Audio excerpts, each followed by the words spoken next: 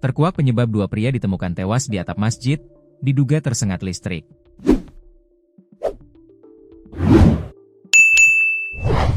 Warga Brebes digemparkan dengan penemuan dua mayat pria di atap Masjid Miftahul Janah, Desa Pengaradan, Kecamatan Tanjung, Rabu 25 Maret sore.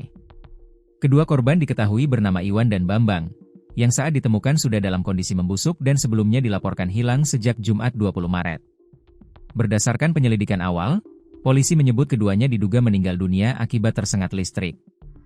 Marhadi, 37, kakak sepupu Iwantoro, mengatakan, pada Jumat 20 Maret 2026 lalu dirinya memasang lampu lis masjid tak jauh dari lokasi kedua jenazah ditemukan. Saat sedang memasang lampu lis masjid, ia ditemui oleh Iwantoro dan Suherman. Iwantoro bermaksud untuk mengajak Marhadi ke Kecamatan Songgom. Tujuannya untuk menemui istri Iwantoro. Seingat saya itu hari Jumat tanggal 20 Maret 2026. Ia naik menemui saya yang sedang memasang lampu lis masjid. Ia minta saya menemaninya menemui istrinya, kata Marhadi. Karena sedang memasang lampu lis masjid, Marhadi menolak permintaan keponakannya tersebut. Ia menceritakan, keponakannya bersama Suherman lalu pergi setelah ia menolak ajakan tersebut.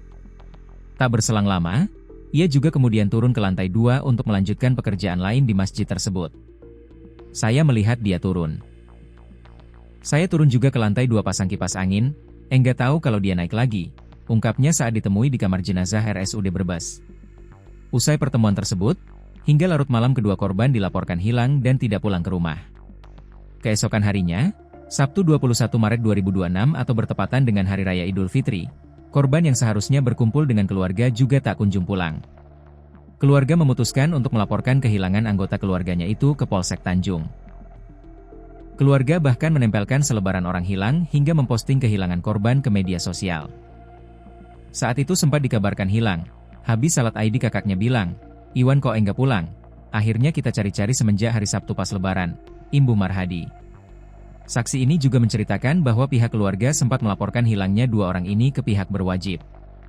Kepala Dusun Pangaradan, Eko Setianto mengatakan, awalnya warga melihat ada belatung berjatuhan dari atas pada bagian tempat wudhu putri.